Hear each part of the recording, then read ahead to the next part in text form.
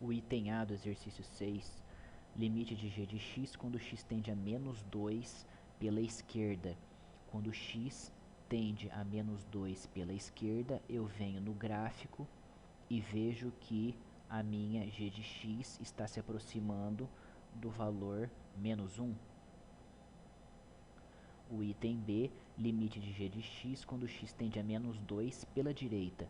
Quando x tende a menos 2 pela direita, eu venho até o gráfico e vejo que a minha g de x está aproximando do valor de 1. O meu item C, quero calcular limite de g de x quando x tende a menos 2. Não existe, pois seus limites laterais são diferentes. O item D, eu quero calcular g de menos 2. G de menos 2, eu vou... Observem que abaixo eu tenho bolinha aberta e acima bolinha fechada. Então, o que me corresponde é bolinha fechada. G de menos 2 é igual a 1. O item E, eu quero calcular limite de g de x quando x tende a 2 pela esquerda. Quando g de x tende a 2 pela esquerda, a minha g de x está se aproximando do valor de 1. Meu item F, limite de g de x quando x tende a 2 pela direita. Quando x tende a 2 pela direita, a minha g de x ela está se aproximando do valor de 2. Limite de g de x quando x tende a 2. Quando x tende a 2, observem que seus limites laterais são diferentes, então não existe.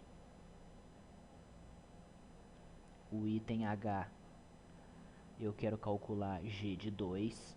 G de 2 eu vou bolinha fechada, me corresponde ao ponto 2.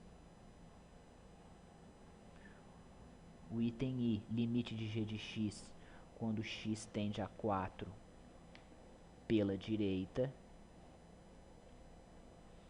Quando x tende a 4 pela direita, o que está acontecendo aqui é uma oscilação.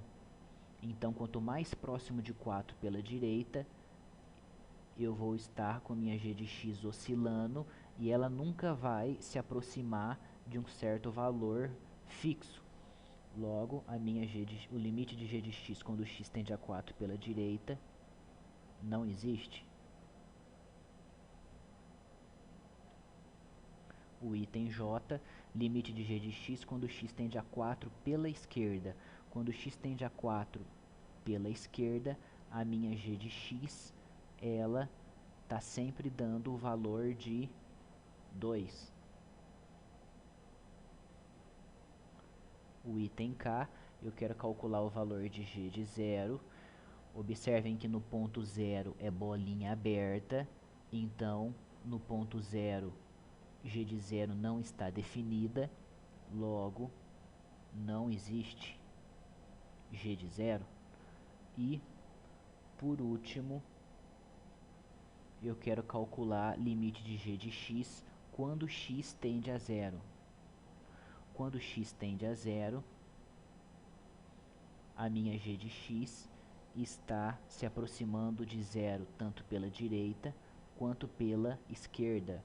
Logo, limite de g de x quando x tende a 0 é 0.